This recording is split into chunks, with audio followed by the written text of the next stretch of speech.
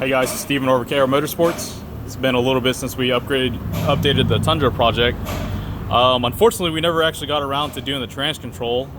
We took the MAF out and it shifts pretty good, so why do it if it ain't broken? As you can see, there's now, instead of an intake, there's now a charge pipe. So we've already started tuning this thing.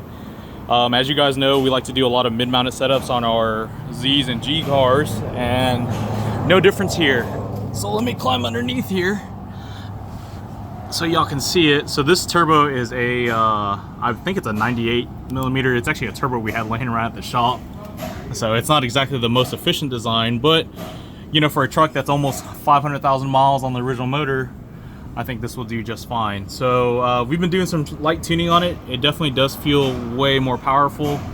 It runs really good. We actually, we're seeing some boost at about 3,500 RPM, full boost by 45.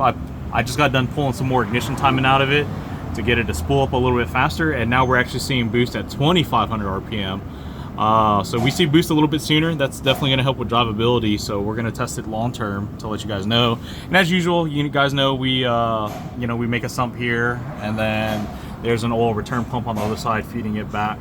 So that's it for this one. Talk to you guys soon.